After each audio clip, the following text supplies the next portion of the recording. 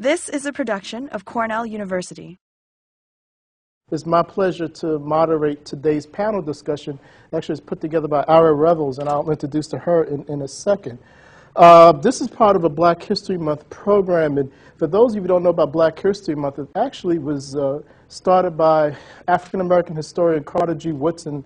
He started as the Negro History Week back in 1926. And by 1976, I believe, it kind of mushroomed into a month. But I tell people I celebrate it all year round, so you know that's how that goes. This panel is titled A Brief History of Black Education in America, Ithaca, and Beyond. Members of this panel will take a historical look at the American educational experience from a Black or African American perspectives. First on the panel will be Ira Revels. Ira is an associate librarian and project manager for Cornell HBCU Digital Initiative at Cornell University Library. Ms. Revels was named one of the 2006 Library Journal's Movers and Shakers. She is the project manager of a collaborative digital initiative at Cornell University Library that involves the Historically Black College and University Library Alliance, the Southern Eastern Library Network, and 20 HBCU libraries. She has served in this position since 2005 and in numerous positions within the Cornell University Library since 2001. As a project manager, she develops, coordinates, and implements digital library training and workflow support on behalf of partnerships in the initiative. She's a native of New Orleans, so I guess it's Ash Wednesday. Yeah. Native of New Orleans, Ira received a BA MD degrees from Northwestern State University, MLS from the University of Pittsburgh. Her professional career has been dedicated to improving information and technology literacy among underrepresented groups. Ira has given numerous presentations on digital imaging, planning digital projects, and technology for digital media production. She is also a 2007 Fried Leadership Institute Fellow. In 2007, the Black Caucus of the American Library Association awarded Ira the Dr. John C. Tyson Young Professional Award. This is a very prestigious award. Ms. Revels today will discuss the role of historically Black colleges and universities during the mid-19th century. She will use images from HBCU Digital Collection, a collaborative project involving Cornell University Library and 21 HBCUs. Some of these colleges include Fisk University in Tennessee, Howard University in Washington, D.C., and my mother's old college, Morgan State University in Maryland. Next on the panel will be Margaret Washington. Dr. Washington is a professor in history department at Cornell University. Dr. Washington first joined Cornell in 1988 as an associate professor. Her specialties are African American history and culture, African American women, and Southern history. She is one of the foremost authorities on the Black experience. Washington holds a BA from California State University, Sacramento, an MA from New York University, and a PhD from the University of California, Davies. She has taught history and culture at the California State University, Sacramento, University of California, Davis, University of California, Los Angeles, University of California, Irvine. And she also was the director of Africana Hispanic Studies at Colgate University. Professor Washington's most recent major work is titled Sojourner Truth's America. This is published this year in 2009. This definitive biography unravels Sojourner Truth's world with a broader view of American history, slavery, and other significant reforms in the turbulent age of Abraham Lincoln. Sojourner Truth America nobly provides a unique lens into the unlikely ancestry of a New York Black woman and former slave who was unschooled but became a rousing preacher and political orator. Margaret Washington also published the only modern edition of the narrative of Sojourner Truth.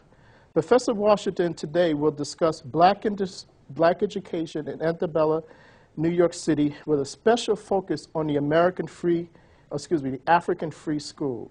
At a time when no public education existed, this privately run institution provided formative education for individuals who became the most important African American leaders in the pre-Civil War era. Last but not least is a good friend of mine, Sean Eversley Bradwell. Dr. Bradwell is an assistant professor in the Center for the Study of Culture, Race, and Ethnicity at Ithaca College. Dr. Bradwell serves as the coordinator for the African Diaspora Studies minor. His current research teaching interests include race theory, hip-hop and pedagogy, He received a BA in Political Science from the University of Rochester, an MS in Education from Rochester's Margaret Warner's Graduate School of Education and Human Development, and most recently a PhD in Policy Analysis and Management from Cornell University. Raised in Amsterdam, New York, Dr. Eversley Bradwell now resides with his wife, Nicole, in Ithaca. Prior to his position at Ithaca College, Sean served as the secondary social studies teacher and assistant to the principal at the Lehman Alternative School for the Ithaca City School District.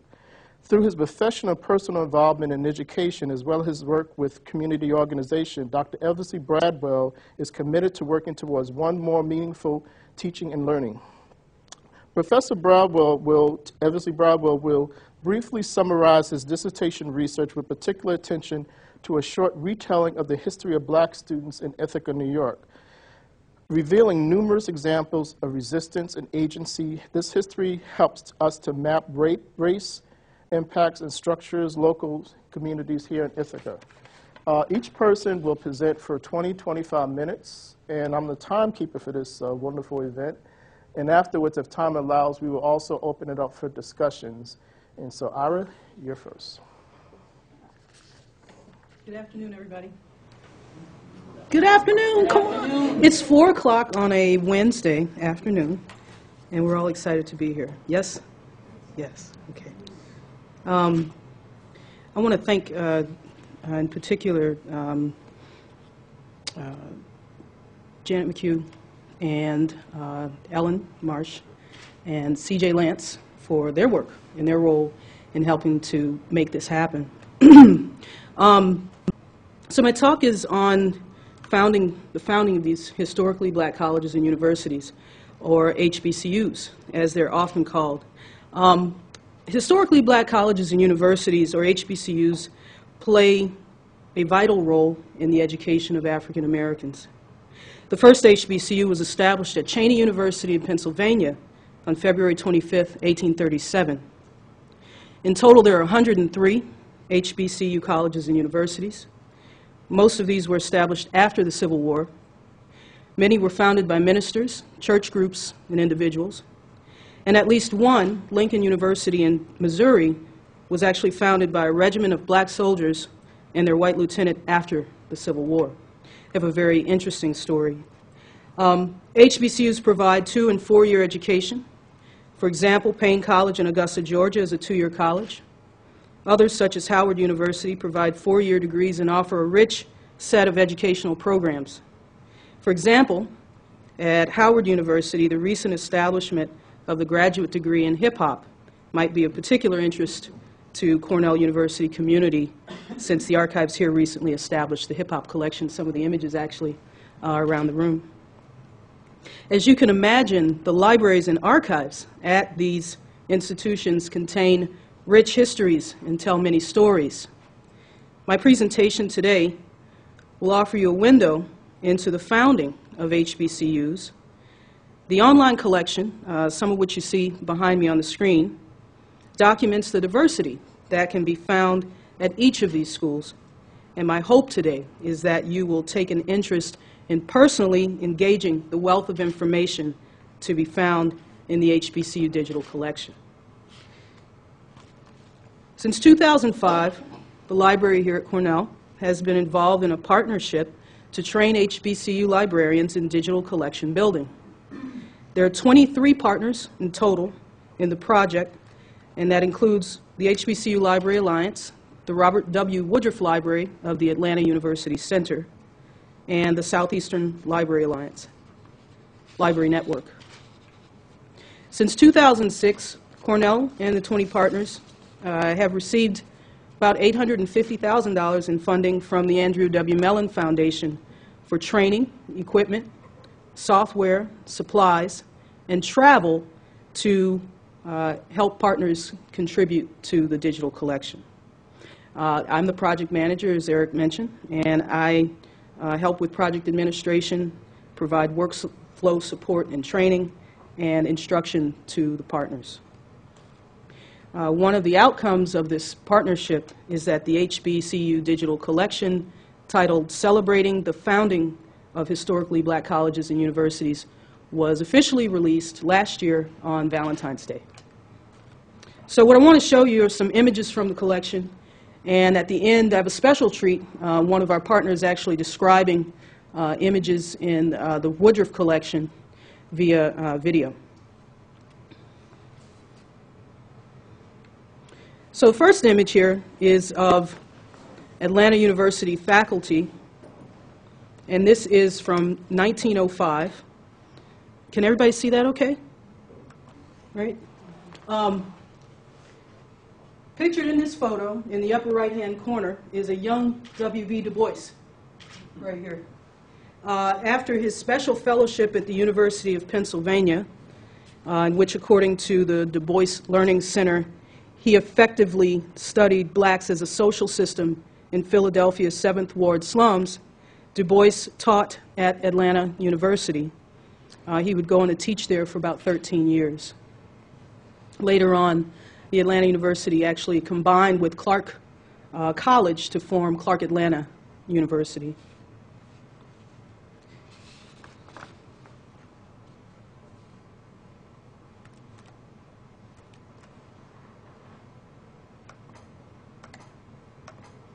Okay. The second photo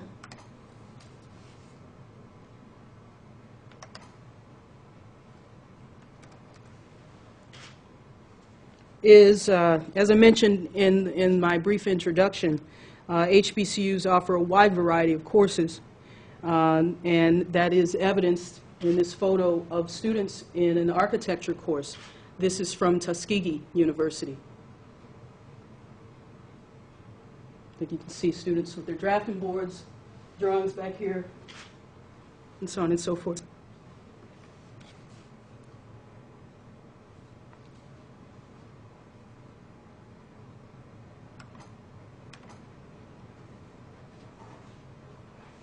This third photo, or this third image, let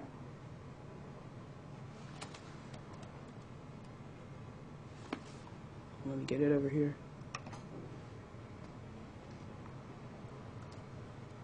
The bigger I make it, I'll have to kind of scroll around. Let me make it a little smaller.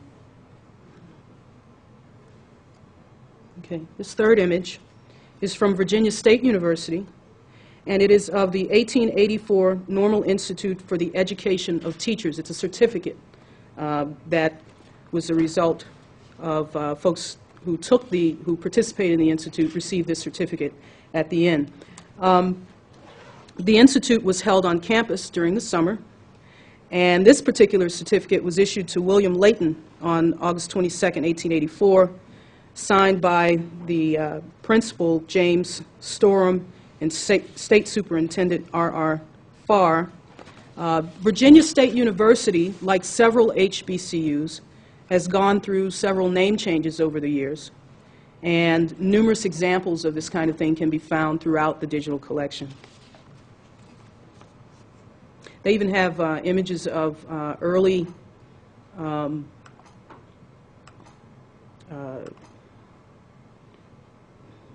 let's see. Go to the next one here. I'm actually going to do something kind of brave, and I'm going to search for this one.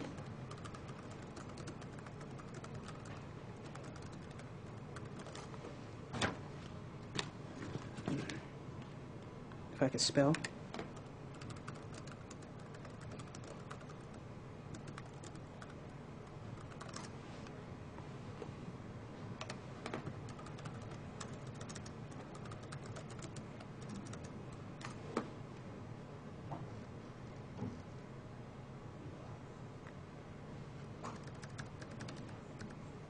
This next image here is from Tuskegee University, and it is of Booker T. Washington and his favorite horse, Dexter.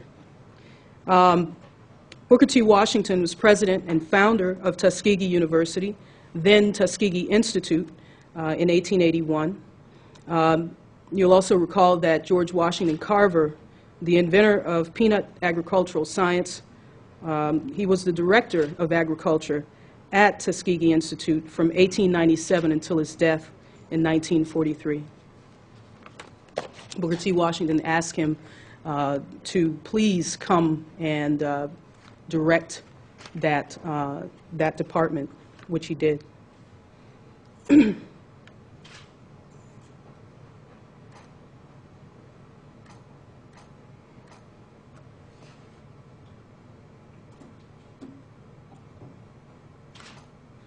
The fifth image is a class photo from 1915 at Fisk University.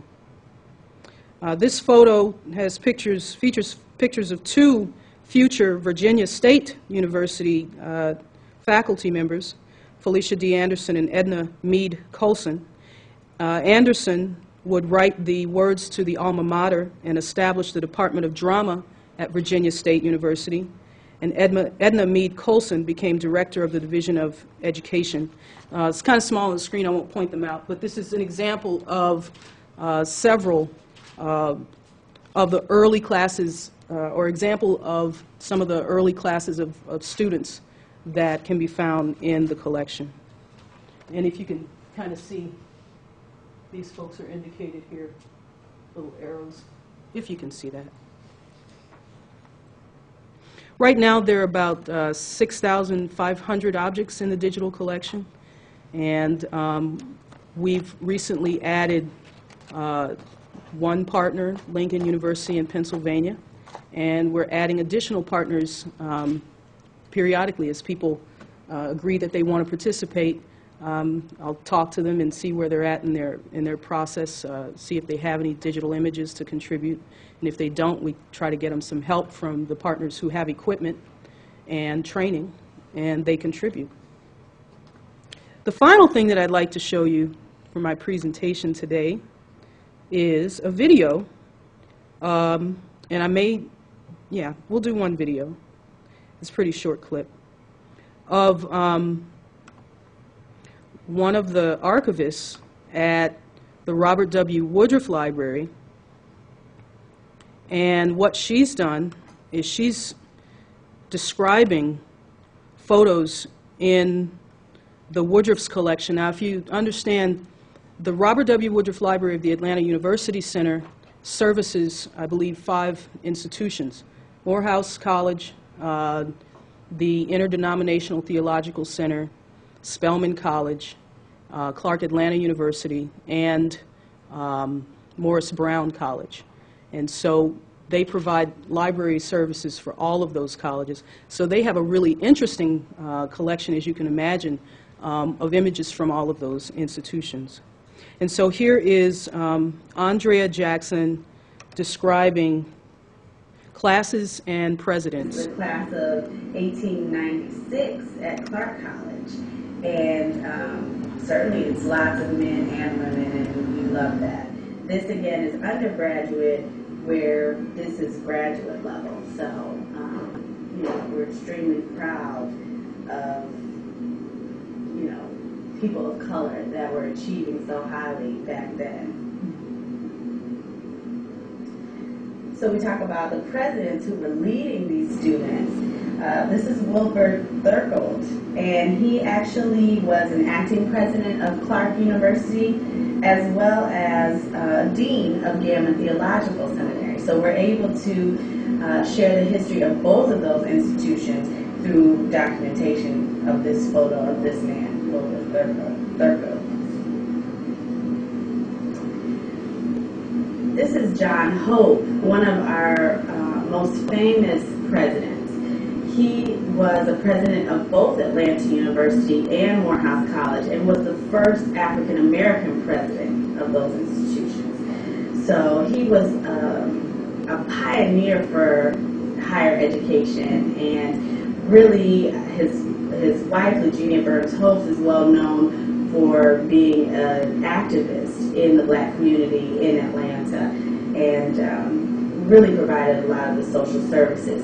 So you can see that certainly he was working on the education of blacks, she was working on the social improvement and empowerment of blacks. So.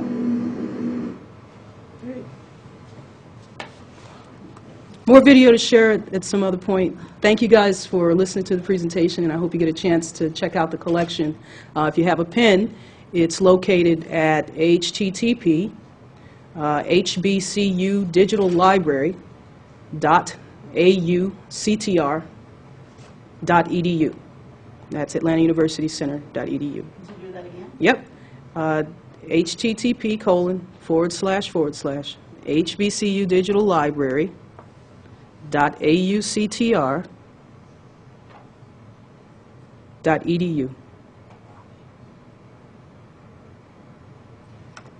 Thank you, folks.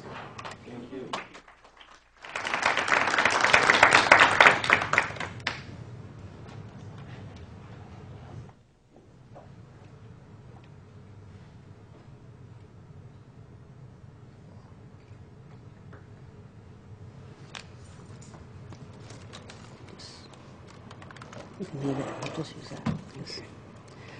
Good afternoon, everybody. First of all, a disclaimer. I am not an expert on education in New York or anyplace else. And I came to this topic or this interest in black education through my work, my research on Sojourner Truth. So that's how I got into it. And so if you ask a question, I don't know the answer. That's probably why. But it's a fascinating subject, and there's not a lot on it in the secondary literature, and it is a story crying to be told. In 1785 in New York City, a group of white Quakers and Federalist politicians that included Alexander Hamilton, the first Secretary of Treasury, and John Jay, the first Supreme Court Chief Justice, formed the New York Manumission Society, an organization dedicated to the gradual extinction of slavery in New York State and to the improvement of the conditions of the free people of African descent. 2 years later, in 1787, that same Manumission Society established the first benevolent society school for blacks in the state. This free African school, as they called it, would later multiply into several schools and eventually evolve into the city's black public education system. The Manumission Society members believed that education would reduce white prejudice against blacks and thereby work toward ending enslavement. The lesson plan, therefore, at the school focused more on what whites called moral improvement, piety, frugality, and the work ethic.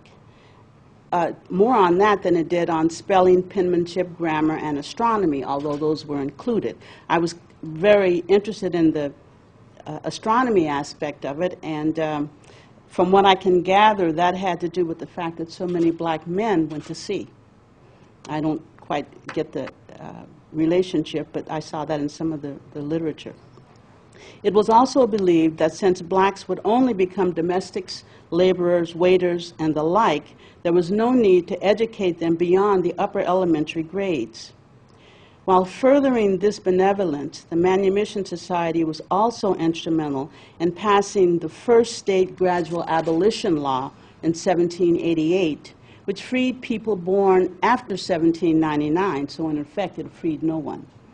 But the pressure and the growth of the Manumission Society did bear fruit, because in 1817 the state passed an abolition law to take effect in 1827, which would free all adult enslaved people in New York State.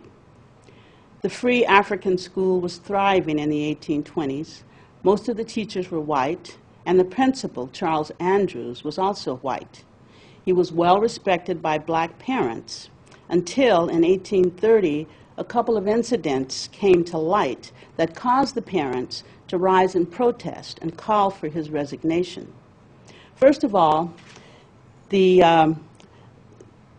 principal upbraided a young student because while Mr. Andrews was helping one of the other students, a student went to the door, answered the door, and came back and said, Mr. Andrews, there's a colored gentleman at the door who wants to speak to you. Well, after Andrews spoke to the man, he went back to the student and said, how dare you refer to a colored man as a gentleman? So that was one thing that really upset the parents. And then it turned out that Charles Andrews was a colonizationist, and he was teaching support for colonization to the children. Nonetheless, Andrews was considered a very good principal by some of the students, and some of them fought to keep him. But he was eventually replaced after a couple of years with a black principal. The New York African Free School had some of the most interesting and popular and activist individuals in the 19th century, and I think it's important to just mention some of them. First of all, there was James McCune Smith, 1813 to 1865. He was barred. He went to the Free African School. He excelled there, keeping in mind that the Free African School only goes up to like the 6th, 7th grade in terms of education. But he excelled there, and then he had some private tutoring from his parents. His parents were free, so he was born free. And he was ready for college, or normal school as they called it then. He was not allowed to go to any of the normal schools in the United States, so people in the Manumission Society and others got together and raised enough money for him to go to school in Scotland. So he went to Glasgow University in 1832, where he got 3 academic degrees, including a doctorate in medicine. He interned in Paris, and then he returned to New York City in 1837. Now think of that. He starts in 1832, he gets 3 degrees and interns by 1837. He's back in New York City. And there he distinguished himself as a physician among his people and as a pharmacist. He was the physician, the resident physician for the Colored Orphan Asylum for many years, for which he got very little pay. He was also a radical abolitionist, very close to people like Frederick Douglass, whites who were active in the anti-slavery movement, such as Lewis and Arthur Tappan and Gerrit Smith. He organized what was called the Committee of 13. This was a committee in New York City in 1850 who organized against the Fugitive Slave Law of 1850 and vowed to do everything they could to spirit people out of New York City, because New York City was full of people who had been self-emancipated for many years but were now being hunted down.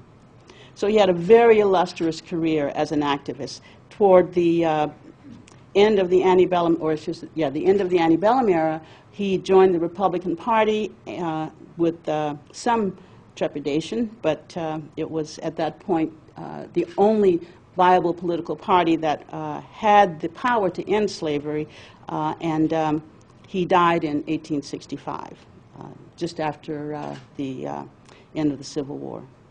Then there was Ira Aldridge, 1807 to 1867.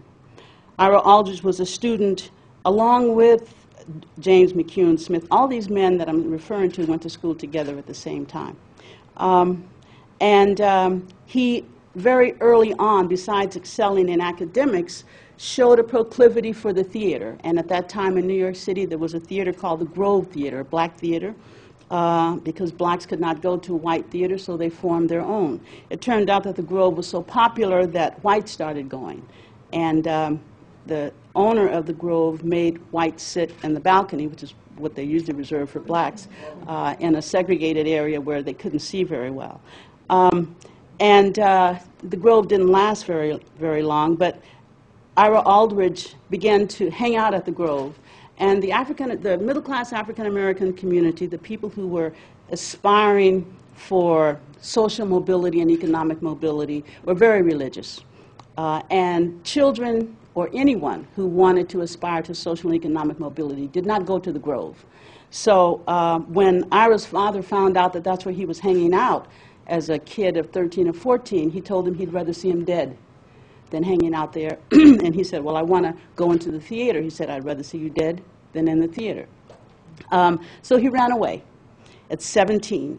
He got some help from a British actor who had seen him and thought he was very talented. And he was a stowaway on a ship.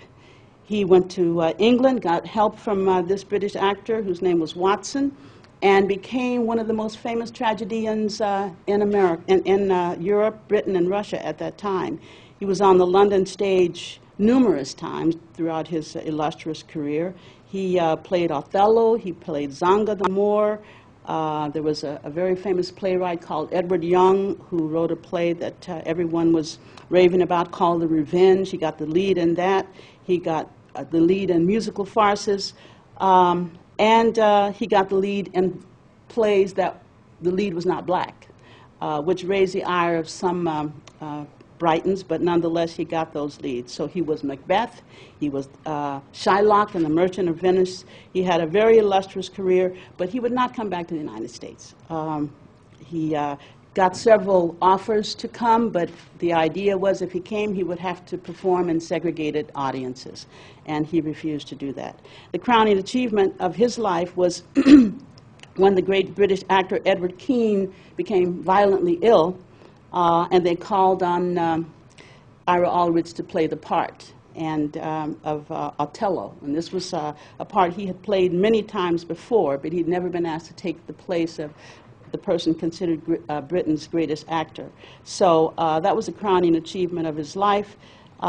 He always wanted to go back to the United States, but he reconciled himself to the fact that he could never go and perform for his own people in an integrated setting, so he refused to do that. Whereas other people, other entertainers, were doing just that, performing to segregated audiences.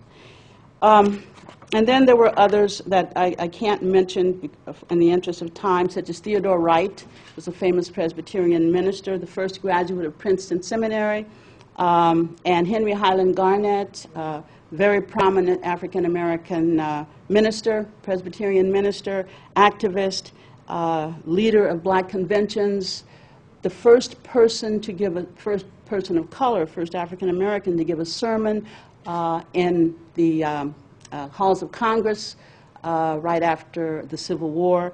And nonetheless, Garnett became so disillusioned with American racism after the Civil War that he migrated to Liberia. And all of these men and many more whose names, if I went through a roll call, I'm sure some of you would recognize, went to school together in the African Free School and became very prominent. So the point is that the African Free School was doing a great work in New York City. Well, with the emancipation in 1827 and New York City's black population mushrooming to 19,000 people, other means of education were necessary besides the privately run free African schools, because it's important to keep in mind that these schools, they're important, but they can't possibly serve the entire black community. And it's also important to keep in mind that these are people who just got out of slavery. And the idea of having the means to provide the clothing for your children to go to school was a problem. So wealthy, benevolent white New Yorkers formed charity societies, one of which was called the Public School Society. This group operated the largest charity schools for blacks in the state of New York, and they would eventually take over the free African schools. But unlike the Manumission Society, the Public School Society was not interested in erasing prejudice or in overall black improvement. The charity served all poor children, and this is a time in the 1830s when Irish immigration is becoming very, very large in New York City. So it's an issue of what they're doing for the poor, which includes not only African Americans, but Irish as well. And this is not the only society, but it is the most important one, and it's significant to African Americans because it becomes, people say that the African Free School became a public school when the Public School Society took it over, but that's not true. It was not a public school in the way we think of a public school, that is funded by the public. Unlike the Manumission Society, this society was not interested in black improvement. The charity served all poor children, it segregated children, it hired black teachers but paid them less.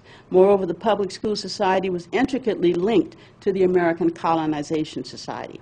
Now, if you don't know, this organization was formed by Southern and Northern whites, Southern slaveholders, and Northern white racists to rid the nation of all free blacks by sending them to a region in Central West Africa newly carved out that today we call Liberia. Educating free blacks was necessary for the missionary purposes in Africa, these colonizationists said. And that's what frightened the parents at the African Free School about Charles Andrews. They felt that if he was a colonizationist and he was encouraging their children to think that colonization was the answer for them, then they didn't want any part of that. The Public School Society also adopted the Lancaster method, which is the idea of using the brightest students in the class to teach the other students, and that was a way of cutting down on money to hire actual teachers. So the level of education that blacks received was not as good was only as good as the teachers that they had, who were students themselves, and it certainly wasn't as good as the schools when they were in the hands of the Manumission Society, which hired bona fide teachers. So that, along with the racist rationalization for establishing the society in the first place, meant that black children did not receive a quality education. Nonetheless, throughout the antebellum era, the society, which called itself the Public Society, maintained a relatively tight hold on black education once the free African schools were under their control. Because once the Manumission Law was in effect in 1827, the New York Manumission Society began to think about disbanding, and once they disbanded, then they turned the schools over. The other way in which African Americans were educated was through the Sabbath schools. The Sunday school movement swept across the nation in the early 19th century. It began for those who began because they wanted to have these schools for people who didn't go to church, or because when you went to church in this era, you had to have a pew, and you paid for your pew. So if you were poor, you couldn't rent a pew, then you usually wouldn't go to church. So it began for those who didn't go to church, couldn't go to church, or those who didn't go to school, because children worked just like adults did. So the Sunday schools, when they began, they taught the 3 R's as well as religion. And for many blacks, the Sunday school was the only means of basic education. Both children and adults, as I said, worked in the daytime. Sunday schools were not popular at first because conservatives, these are people we call Sabbatarians, protested that having a school on the Sabbath was a sin and a desecration of the holy day. And it also absolved the parents from their own religious responsibility and their control over their children. They also complained that it was run by lay people and not by ministers. So it was at first not very popular. But the movement caught on, first of all, because it didn't cost anything, and all of these schools cost something, except the Free African School. But the other schools, even once they were taken over with the Public Society, even they had a charge. So the Sunday schools cost nothing. The teachers were obviously dedicated and idealistic. They weren't there for the money. And it was a way to influence the poor, which is what benevolent people always want to do. For most white black children, this was the only schooling they had, and from the very beginning, blacks were attracted to the Sunday schools. The person credited with bringing the Sunday school to New York City was a black woman, a former slave named Katie Ferguson. She was born in slavery and separated from her mother at the age of 8. She converted to Methodism, and the Methodists purchased Katie's freedom. She married, had 2 children. Her children and her husband died, and the young widow became a cake maker and a confectioner and did a thriving business. She married, had 2 children, but lost them all to illness. How am I doing? 5 minutes. Okay. The young widow used her home to care for orphans and poor children with her own resources, because sometimes, especially with black children, when their parents were working, if they weren't out in service, then they just roamed the streets. And so Katie would gather these children and bring them into her house and talk to them about God. She couldn't read and write herself, by the way, and talk to them about God. She would also there were also a lot of displaced children, that is, orphans. She would bring in orphans. And so what she did was she started a foster home, as well as what she called the Sabbath school for children. And on Sundays especially, she would invite all the children in her neighborhood in the 5 Points for Christian teaching. And a white minister named John Sanford would watch her, and he was so impressed with her work that he offered her a lecture room in his church. And that began the first Sunday school in New York City. It was open to all children of all colors, and from this began New York City's Sunday school movement. With the exception of Katie Ferguson's Sunday school organization, because it grew and other churches emulated her, the ones that the high church, that is the Presbyterians, the Episcopalians, the Dutch Reforms, the ones that they established were all segregated. And blacks' response to that was what's happening while these Sunday school movements are going on and they're being segregated in the high church is the black independent movement is happening. And as black independent churches were formed, these pastors began to encourage Sunday schools in their own congregations and urging the more educated members of their congregations to devote themselves to this kind of uplift. So by the 1820s, black church Sunday schools were thriving, and by 1860, there were 10,000 black children and adults throughout the state in Sunday schools. And this became a major form of learning.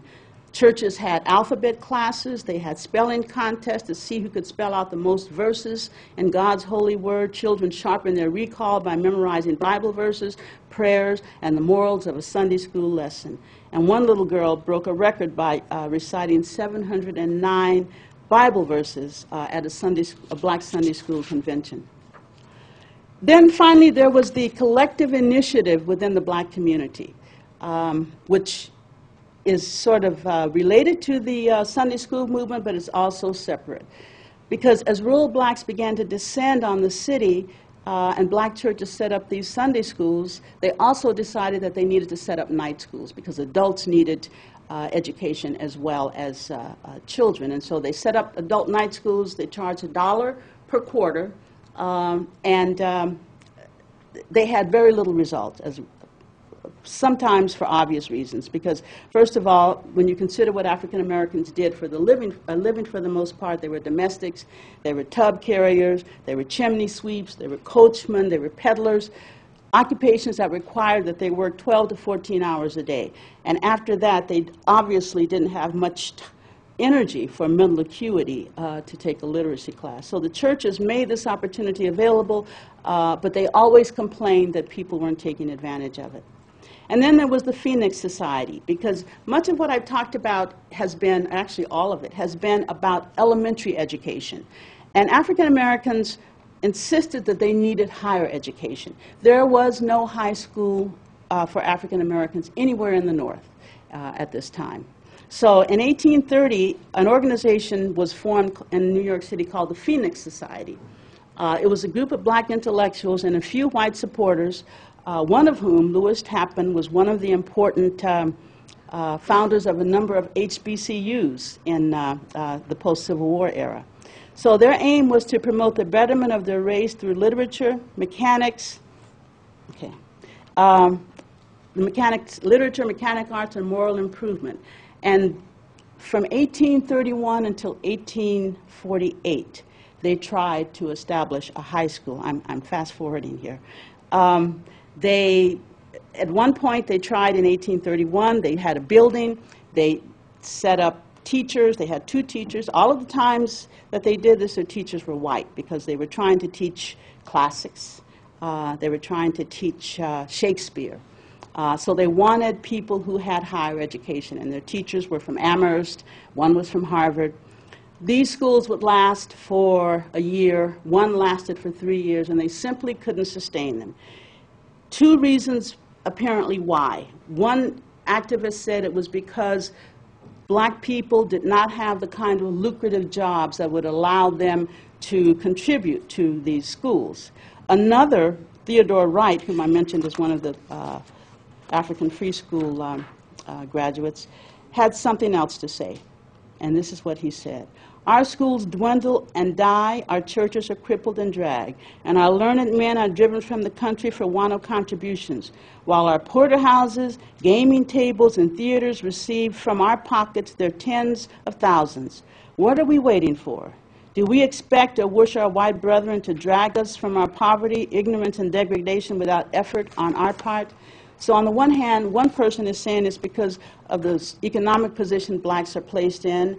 Another leader is saying it's because we're not helping ourselves enough. Nonetheless, they continue to try and set up these high schools until finally the Board of Education was formed. In 1842, New York City formed a Board of Education. But again, it wasn't a Board of Education that had under its rubric all of the schools. It was a Board of Education that the Common Council gave money to help some of the private schools. And the African Americans set up a society called a Society for the Education of Colored Children, and again they tried to establish a high school. It lasted for a year. And at that time, in 1847, there was only one high school in the North, and that was in Cincinnati. By now, there are far more Irish in New York City than African Americans, and the Irish are a very powerful voting bloc. They can vote, African Americans cannot. So African Americans are afraid they're going to take over the public school system, and because of this labor antipathy, this competition between blacks and Irish, that they will be pushed out of getting money for their school system. The Board of Education is sensitive to that, and so what they do is they take the Irish Catholic schools and the public education society that the African free schools were under, and they put them all under the Board of Education. And so that gets rid of the little private school motivation of trying to get money from the city, and New York supposedly opens up so that you don't have segregated schools. And of course we know that that's not quite what happened. But in policy, that was what was supposed to happen. What we do know is that New York students of high school age were able to go to some high schools. The high schools were once, all of these schools came under the Board of Education and were taken from the Public School Society and the Catholic societies. Then African Americans had an opportunity to go to public schools.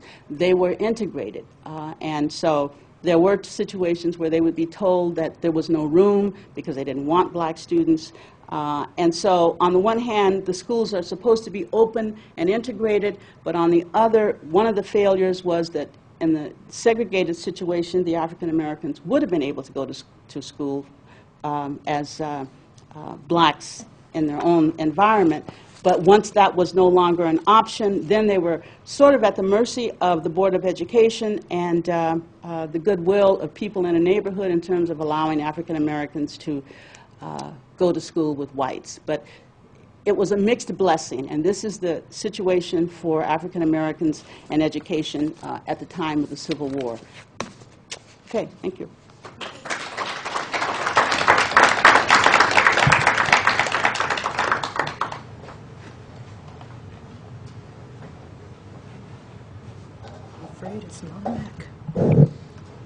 I'm going to try to do a couple of things. One, incorporate some of the ideas, the historical content that Dr. Washington was talking about, as well as the use of photos that Ms. Revels did as well, if we can find a way to make this happen.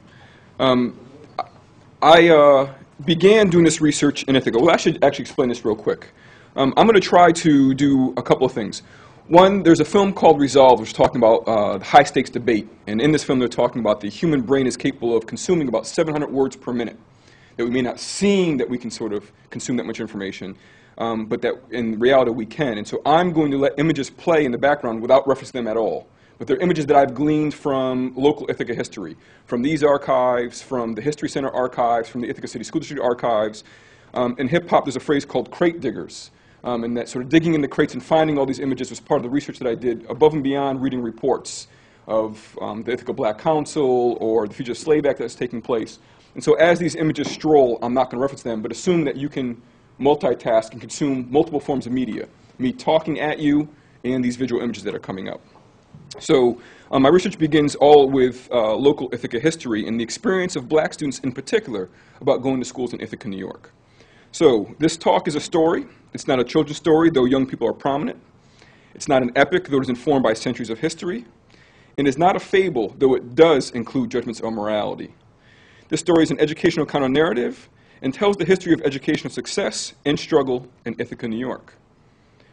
According to the National Center for Educational Statistics, black students are almost 4 times more likely to be placed in special education classes, nearly 3 times more likely to be suspended from high school, and at least twice as likely to exit school without a high school diploma.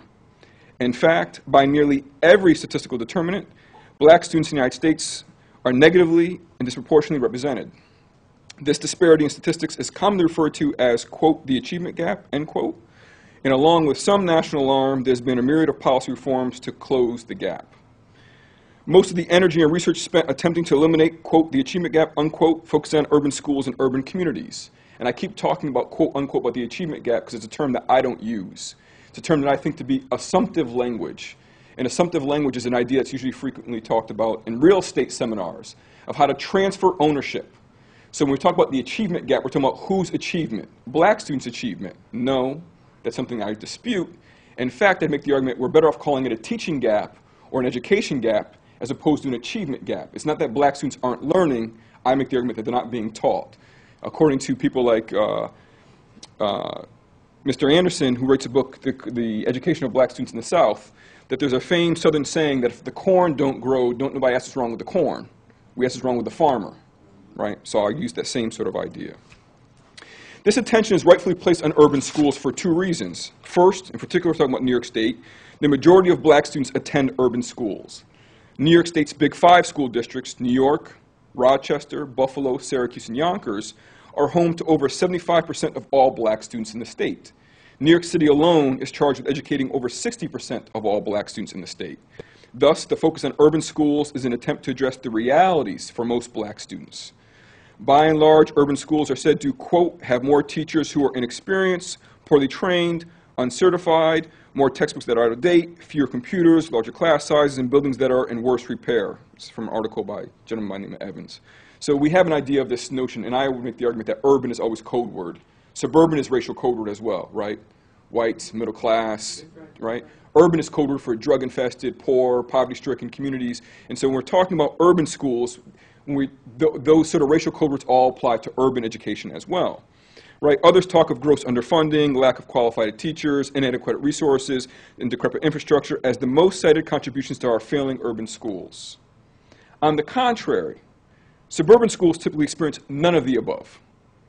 On average, suburban schools have the highest per pupil expenditures, state-of-the-art facilities, access to the best and, quote, most qualified teachers, whatever that may mean, and a wide range of curricular as well as co-curricular options.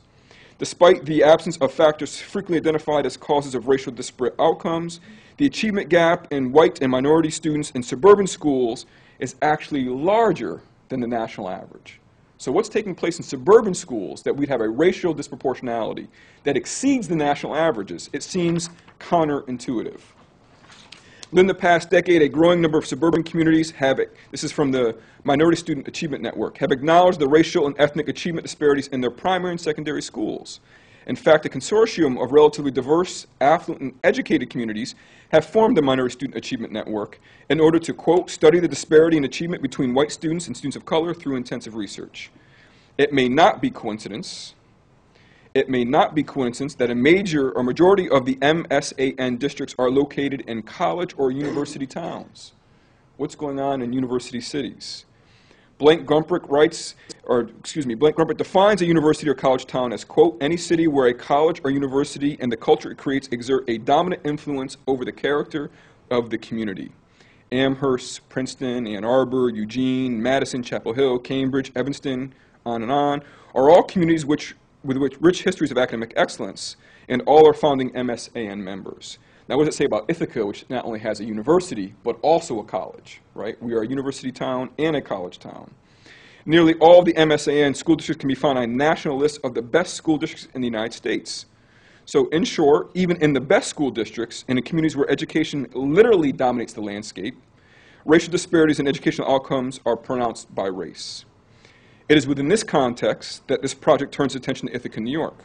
While Ithaca is not an MSAN member, though the lead researcher is Mr. Ferguson out of Harvard University, who's also done some research here in Ithaca.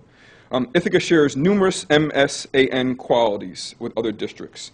Not only is Ithaca the quintessential university town, hosting both a Ivy League university and a selective private college, Ithaca also has a legacy and reputation as one of the nation's finest, and this is long-standing.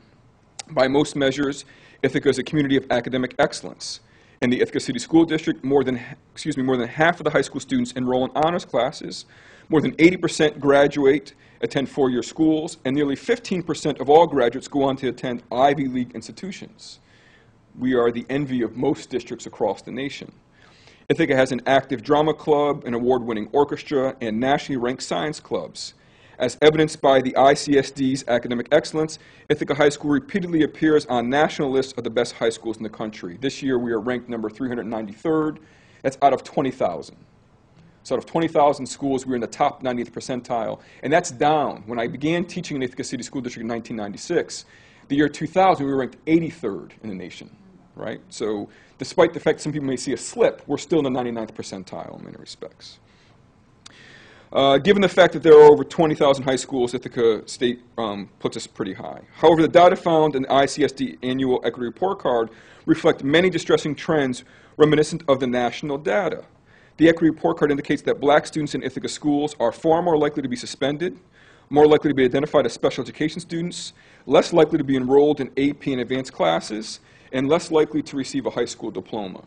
In fact, according to a front-page newspaper article, black students in Ithaca experience roughly a 50% chance of graduating from the best high schools in the country. This listing of statistical disproportionality by racial classification could continue ad nauseum. There are pronounced racial differences in math and language arts test scores, school participation in clubs and extracurricular activities, school awards and recognitions, dropout rates, what I call force-out rates, and more. All of these disparities have been thoroughly documented in local media as well as annual equity report cards. But more importantly, to compound these disparities in discipline, achievement, participation, test scores, and the like, there is the existence of racial tensions, racial violence, and racial hostility. These tensions have become violent, and school fights occur episodically, if not cyclically. In fact, the aftermath of the two most recent altercations in 2004 and in 2008, over half the student body stayed home from school in fear of increased racial violence. Harvard University researchers, Cornell researchers, the college researchers, the Office of Civil Rights, the Tompkins County Human Rights Commission, and the U.S. Department of Justice have all conducted separate investigations in Ithaca schools in the past decade. So to better understand this history and the experience of black students, I engaged in a two-part process. One, I interviewed black students about their experiences directly after the period of racial tensions in 2004. Secondly, I combed the archives to provide my research with the appropriate socio-historic context of black students in Ithaca, New York. What does the history tell us about the experiences of black students in Ithaca, New York?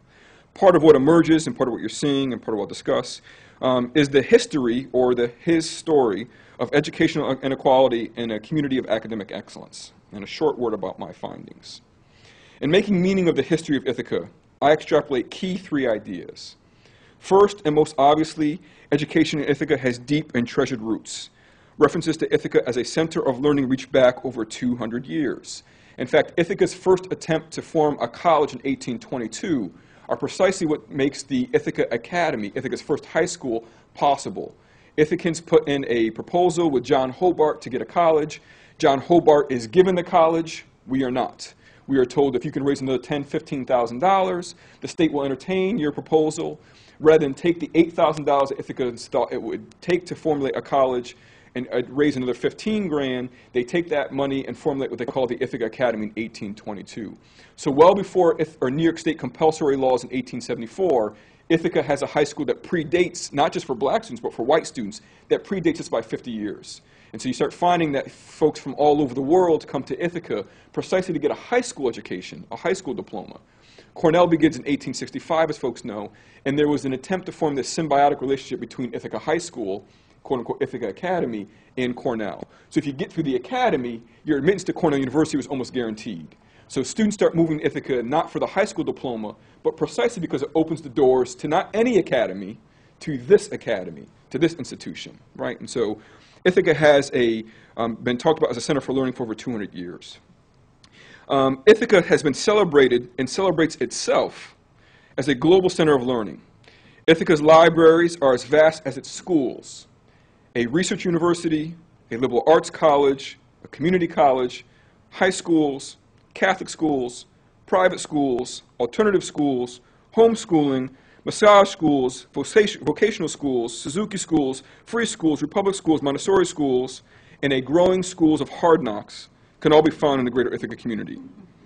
Ithaca community has a storied and diversified tradition of academic excellence, and this helps to explain why for Ithaca and for Ithacans, education is the industry.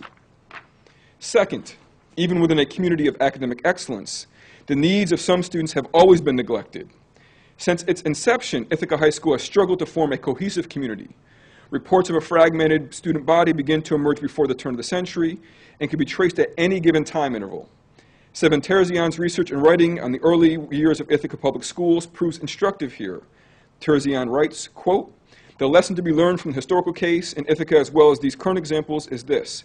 If secondary schools are to cultivate thoughtful citizens in a democratic society, policymakers and administrators must devise new ways to solicit regular and ideas and needs from all," his emphasis, "their constituents." Considered efforts to integrate and many times segregate Ithaca High School reflect a local awareness that not all students receive the highest quality education. As much a tale of academic excellence, the story of education in Ithaca is also one of academic failure. The third and final theme for me is the paradox of resistance. More specifically, a resistance to oppression and a resistance to equity. In the former instance, there is clearly strong legacy of resistance to oppression. This is evidenced by local black folks' fight to secure freedom during enslavement. The very first black folks in Ithaca were enslaved. That's how black folks come to Ithaca. So when Dr. Washington was talking about born free, that is always a notion that jars me because I keep forgetting about this idea of being born free and born slave as a legal doctrine. What does that mean? But the very first folks that came here, and you may have saw the quote, that early settlers brought human chattel along with movable goods. They brought slaves. So the Speedsville Farm, which is located in Brooktondale, New York, is one of the first places that we have enslaved Africans beginning in Ithaca, New York. So their fight to obtain their freedom, the works of Peter Webb, Daniel Jackson, Peter Wheeler, Harriet Tubman, George A. Johnson, Dr. Quinn Galvin, and others are notable about black folks' resistance. Organizations such as the St. James AME Zion Church, who celebrated its 175th year in existence, 175 years of a local black church, that's quite some time. Alpha Phi Alpha, the very first national black Greek organization that begins on Cornell University. The Southside Community Center were formed in large part to resist isolation and segregation, right? Part of the reason why A-Phi-A begins is because black folks weren't allowed into white fraternities. They weren't allowed to live into white dorms. They lived off campus with local black families. Ithacans formed the Serve Us League, the Council for Equality, the Ithaca Black Caucus, and the Village at Ithaca as organizations who actively refused to accept educational failure. By any measure, the agency in Ithaca's black community is impressive and equally noteworthy as the continued cross-racial and cross-economic alliances. So I'm impressed by not only these cross-racial attempts, but attempts to reach across cross-economic lines, cross-class lines. History informs us that Ithacans demonstrate an unwavering audacity to fight for a qualitatively better community. Simultaneously, however, there is a legacy of resistance to equity. In other words, Ithaca's history included a government decree that denounced the Fugitive Slave Law. So in 1850, when Congress passes this Fugitive Slave Law, the Ithaca government passes a legislation that denounces that and says to black folks, in the South specifically, if you get here, we'll harbor you, we'll house you. Now that is much more in word than in deed, but that's an impressive point to take place. But it also includes, as timing would have it, a KKK rally that marched down State Street. That was 500 strong and marched down the streets of Ithaca in 1925. So we're torn. We had this dual nature in Ithaca of wanting to be progressive but also being utterly racist. There's stories in 1850 of local black actors who could not stay at the Ithaca Hotel because they didn't serve colored folks. Right? I know Ithacans present themselves as being progressive, but we are as much of the racial national character as any other community. Racial fights, specious legal codes, and overt discrimination in employment and housing are interwoven in Ithaca's history. As Claudia Montague writes, quote, although Ithaca has a cherished reputation for racial tolerance that predates the Civil War, the experience of its black community did not differ greatly from those blacks almost anywhere in the nation. We're part of the United States and we're part of that history. Similar to national models, Ithaca has constructed a school system and community culture that actively works to maintain racial and economic power hierarchies. Attempts to formulate policies that would promote equity have met frequent and at times fervent resistance. Programs, resources, and offices designed to promote equity have been systematically eviscerated. Claims of budgetary and or political constraints are found throughout local history. Despite, or rather alongside, the many platitudes placed upon Ithaca, resistance to equity is a formative part of Ithaca's character.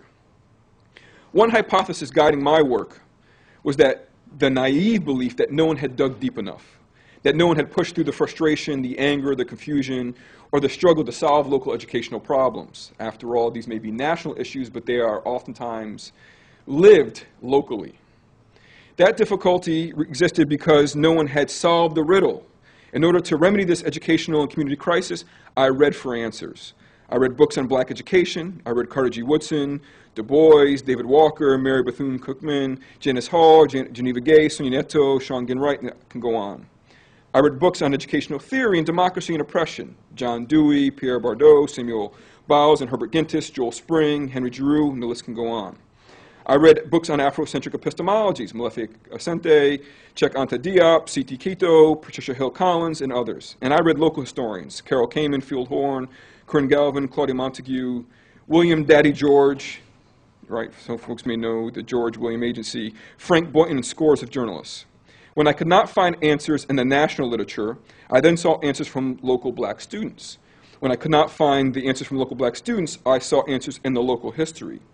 The more I read, the more I researched, the more I began to see an interesting pattern develop. There exists a plethora of suggested answers, and throughout the national and local history, the best recommendations are repeated often. Rather than affirming my research findings, this repetition actually began to cripple my research. The possibility of recycling the same policy recommendations seemed academically disingenuous.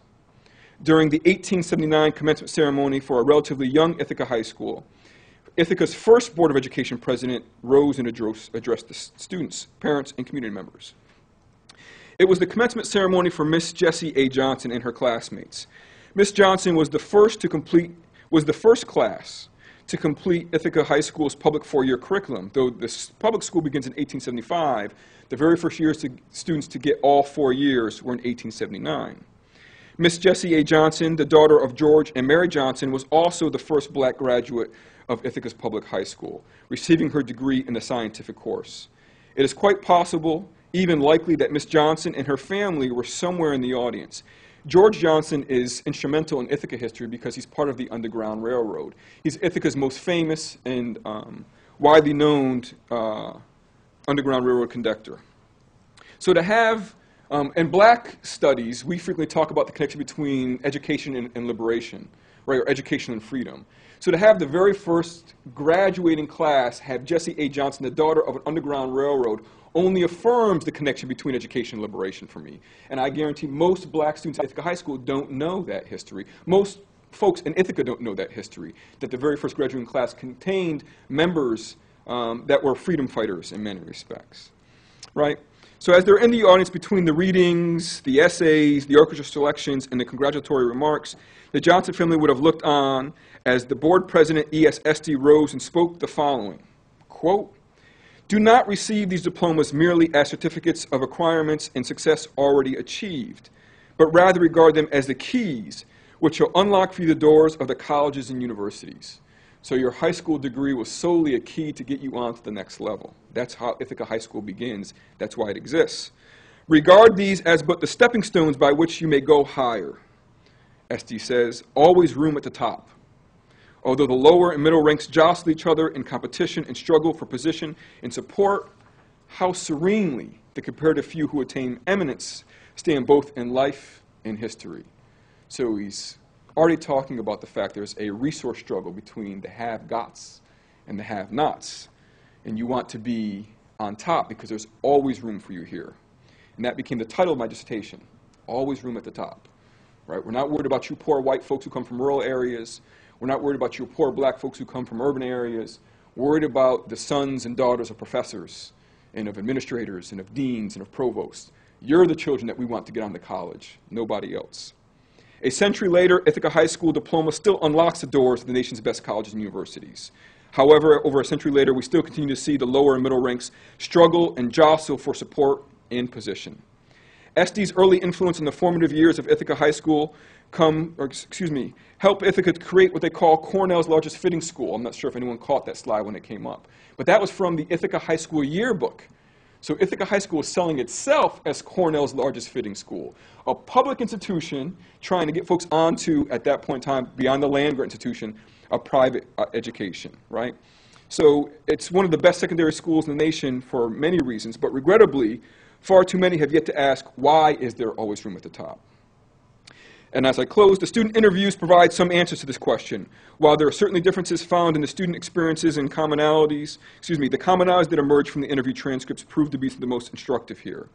The participants called for diversifying the faculty, requested that teachers possess cultural competence, asked for curricular relevancy, and strongly recommended disciplinary reforms.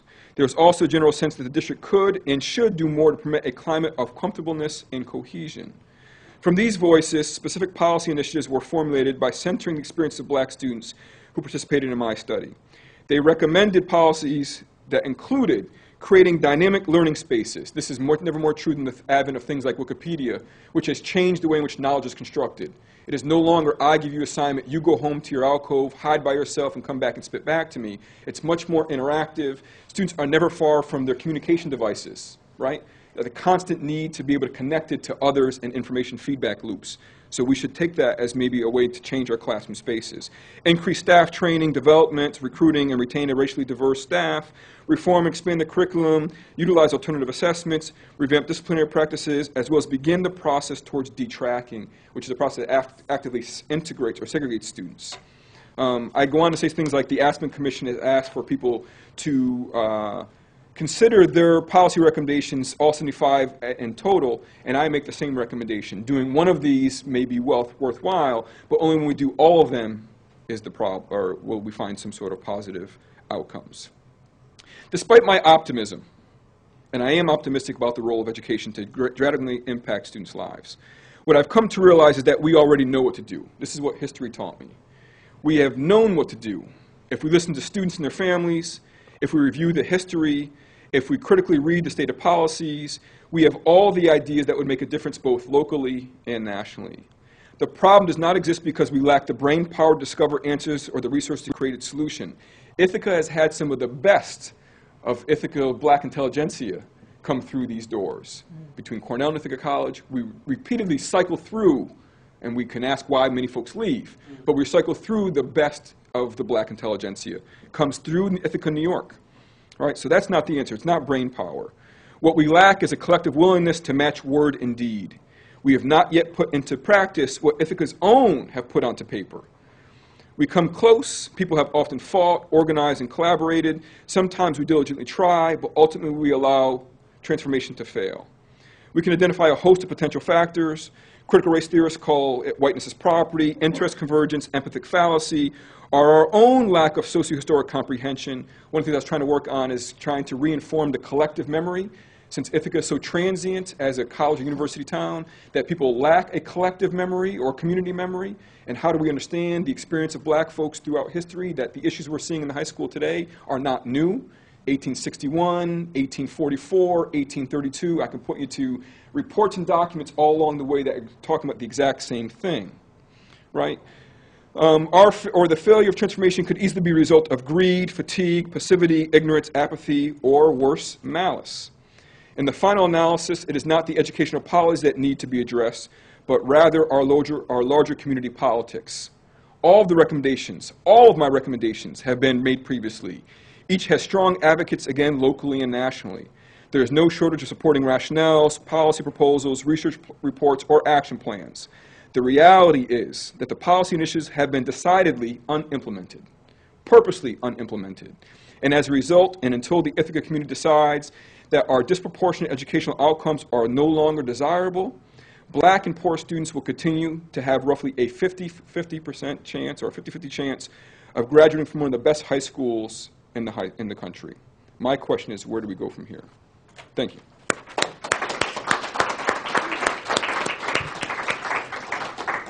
I want to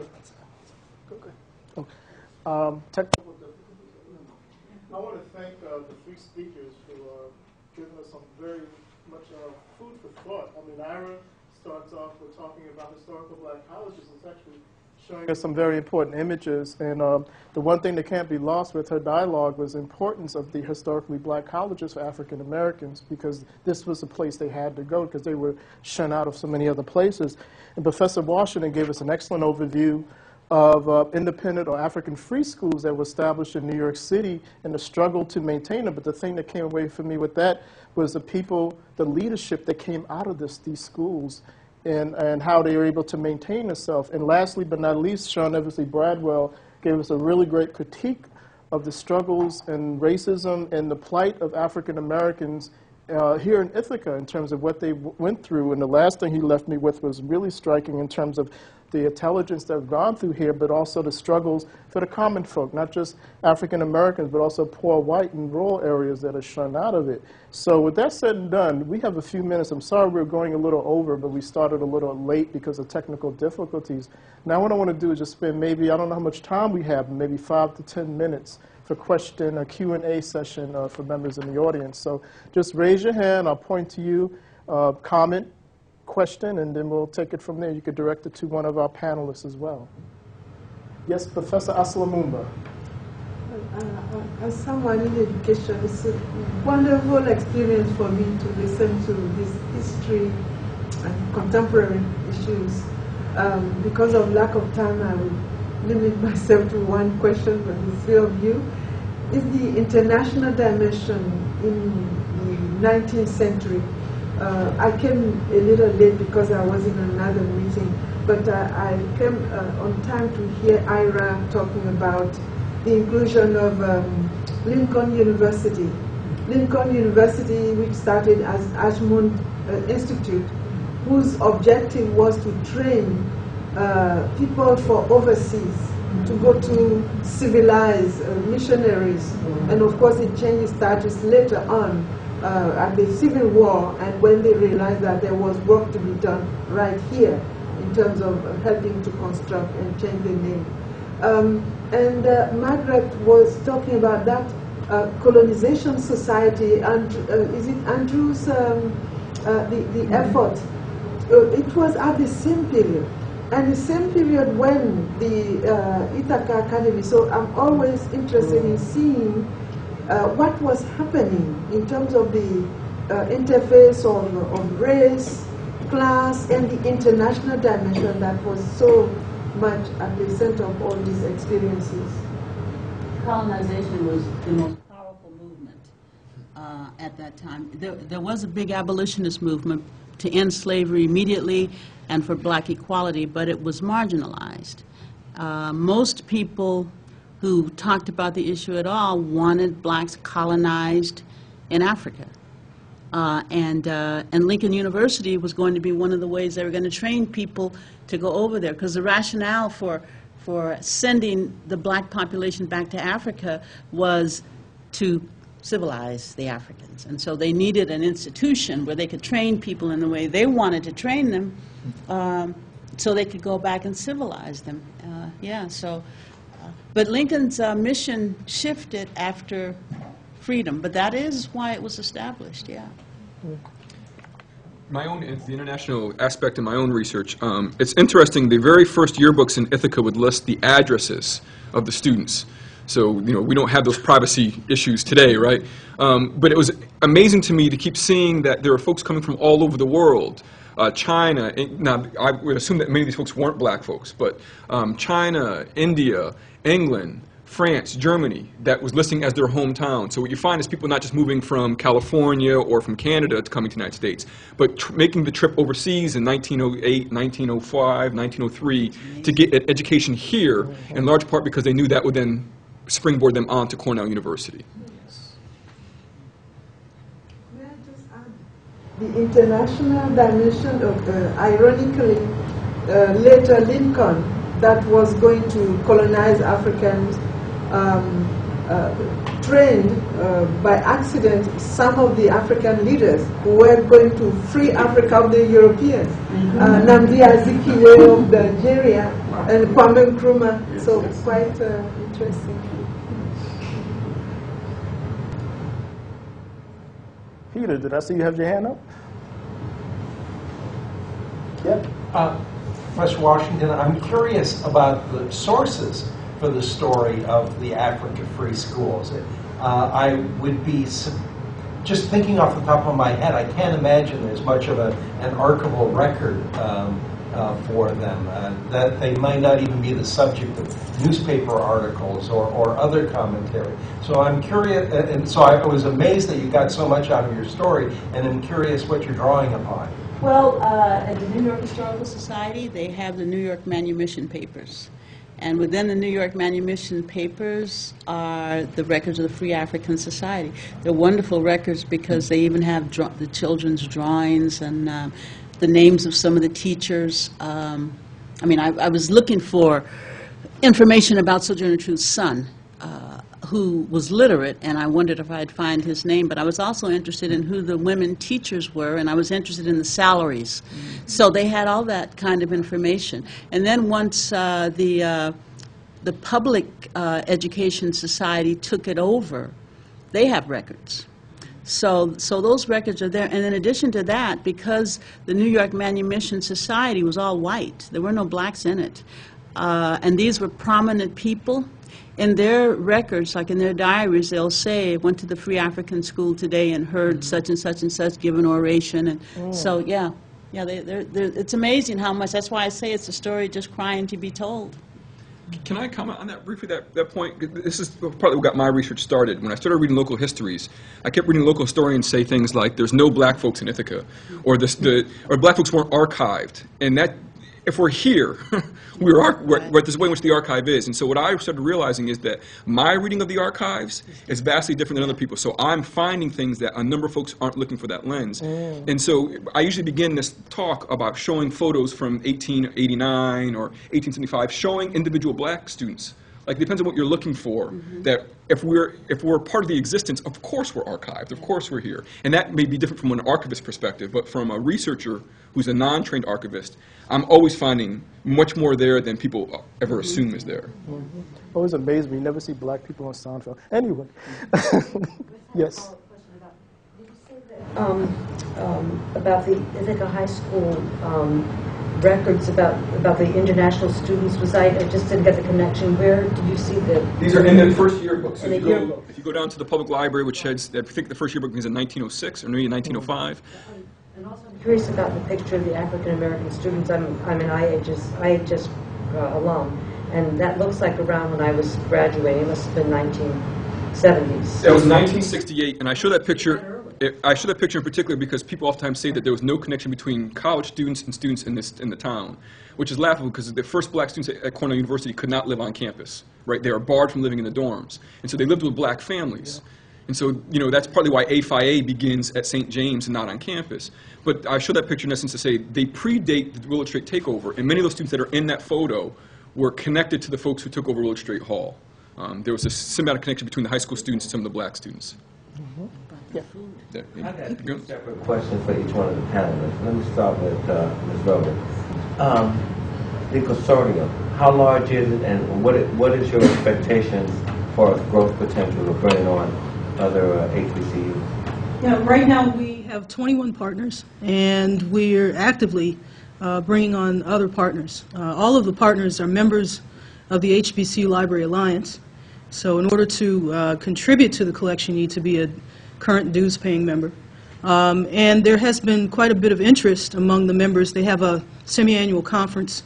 And during that conference, folks have been to, I believe, 3 of them thus far, maybe 2 of them, semi-annual, at least 2 of them. But at each of those conferences, I find that folks are asking questions about how to participate. So definitely, we're adding people as they indicate their interest. Just one other follow-up. I'm a graduate from HBCU. So how can I, and I have a vast network of other graduates, not only from mine but other schools.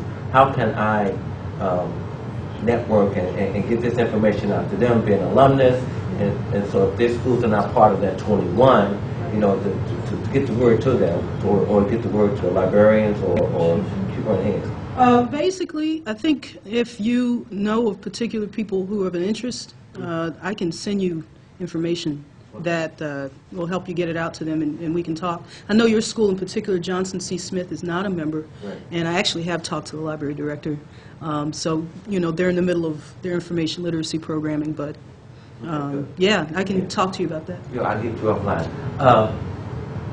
Ms. Washington, yeah, I'll make it short. I was just impressed, and I'm impressed with all of y'all because of this information that I'm gathering today.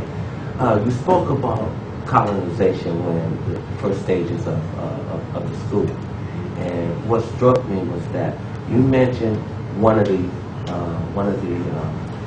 person of color that was an actor. I should have brought my pen and paper, write down my notes.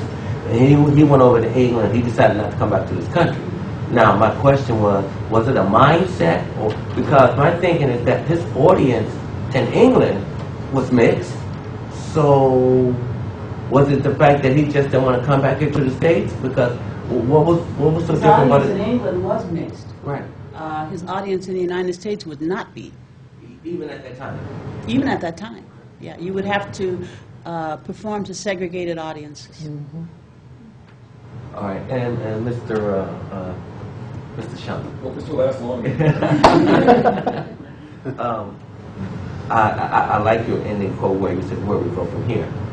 And my thoughts are, okay, for this change, it would be lovely if this change could come from the bottom up. And what I mean from that is parents and students going to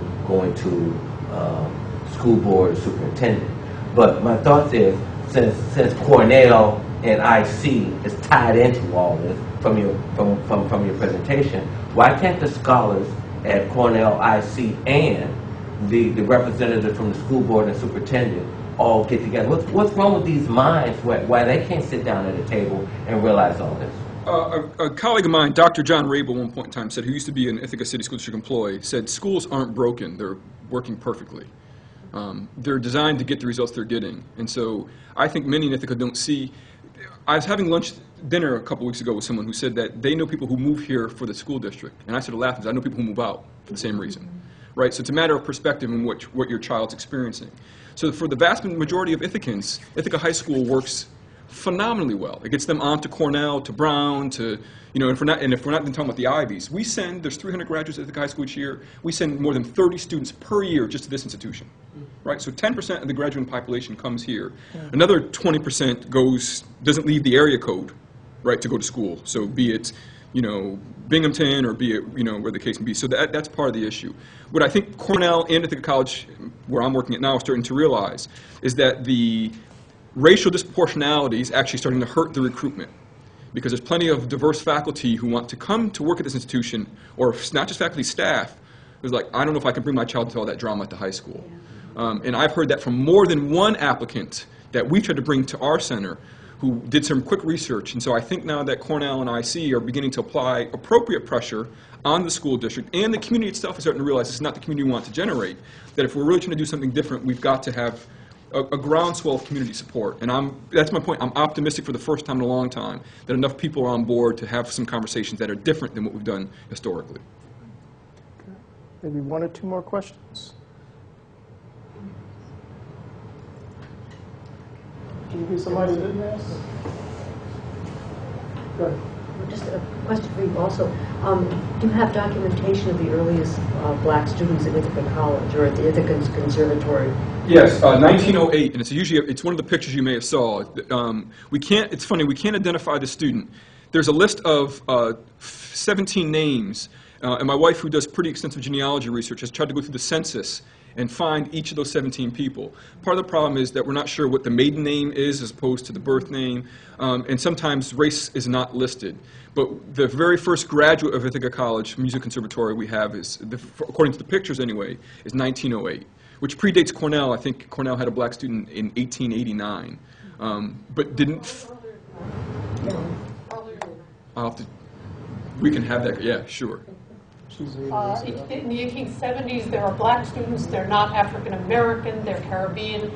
First graduates at Cornell graduate in 1890, so they're here in 1886. Maybe that's the part that I'm thinking of, the first graduates. 1886. Thank you. That was Emily Inks, the University Archivist.